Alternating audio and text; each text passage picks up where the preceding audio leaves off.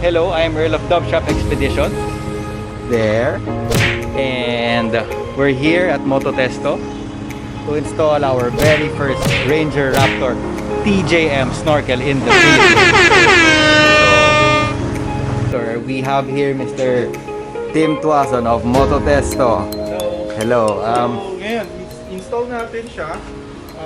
We'll seal it na watertight seal for the Ford Ranger Raptor. This is the first ever TJM, or actually it's the first snorkel na meron dito sa Philippines. Yes. Ford Ranger Raptor. Correct. Sir Tim, sobrang dalas siya mag-trail. He will share with us.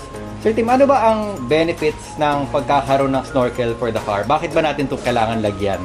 Okay, so ang snorkel actually, if you're concerned of wading on water, either sa river or sa Metro Manila flood, yan yung pinaka-effective na upgrade, na first upgrade na pwede mong gawin aside from the lift. Kasi if you lift the car, 2 inch lang yan. Pero if you put a snorkel, automatically that's 1 foot of wading depth ang benefit mo. So, yun. If you're asking stock car hanggang saan ang wading depth, it's always safe to be below the headlight. So, imagine having a 2-inch lift, ganito lang ang increase mo, 2 inch. Pagka meron kang snorkel, pwede ka nang hanggang dito or above the hood. Huwag lang yung sobrang lalim kasi magiging submarine yung car mo. Pero automatically you already have 12 inches of additional wading depth if you have a snorkel. Yun yung isang benefit niyan. And make sure na yung snorkel mo are watertight sealed. Kasi pag hindi yan watertight sealed, maraming yan joint. If you wade on the water na hindi watertight, papasukin pa rin yan ng tubig.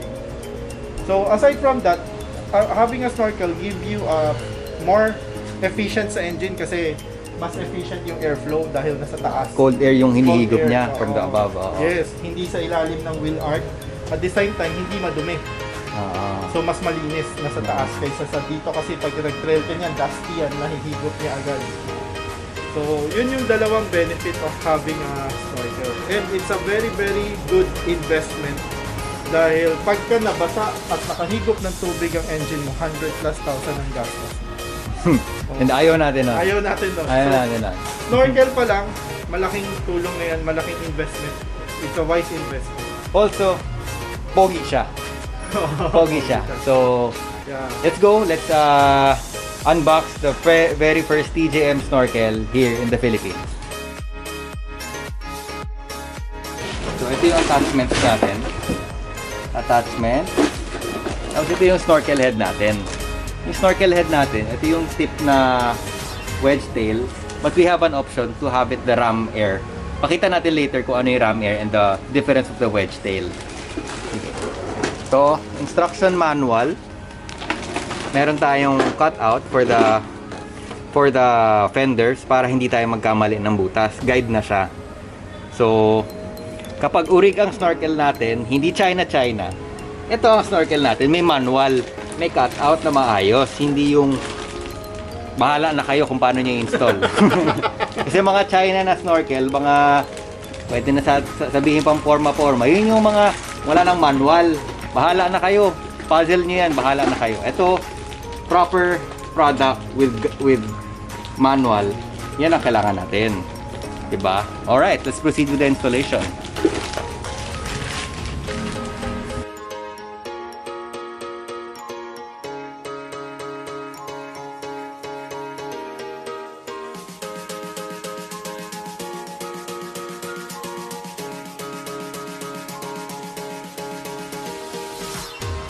So, bali after 2 hours, patapos na rin siya. Ayan na yung snorkel natin. Ayan na yung snorkel natin. Bam! Bam! Lapat na lapat. Walang gaps. Dikit na dikit siya. That's a professional snorkel. Kakabit na lang natin yung ulo dyan mamaya. So, anong masasabi mo, Sir Tim, sa design ng snorkel natin? Ayun, ang ganda niya. So, First Wow. ever design ng snorkel for Ford Ranger Raptor.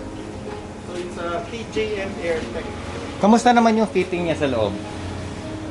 Yeah, maganda yung fitting niya, precise siya, so hindi tayo nahirapan unlike yung mga China. Tayo na yung pinapainitan mo pa. I-edit mo pa. Edit. Ito, direct mount na siya. Bolt on na lang lahat. Bolt on na lang lahat. Just always remember not to seal all the segments. Kita naman kanina nagsilang tayo sa mga dito para airtight lahat. Airtight lahat. So before that, after sealing, it requires 1 whole day to cure. So huwag niyo muna i-trail. So bukas na lang tayo mag-trail. Bukas na. So yun. Tapos maganda rin to, naka-honeycomb design na rin siya. So if you will search on the airflow dynamics, honeycomb actually generates more airflow and it helps cool the air. Bale, itong snorkel head na to kasi, it's a choice that we can have rather than the wedge tail tip. Pwede rin yung ganon if you want to design, but we chose this one for more functionality. More air. Twin turbo ang 2-liter na Ranger Raptor. Malakas sumigop. Malakas sumigop yun. So ayaw natin para hindi siya mahigpit yung dulo. Saka mas maingay yun. Pipito siya. Rinig mo yung higop niya. Yes, kasi pigil yung higop. Alright. So yun. So there you have it.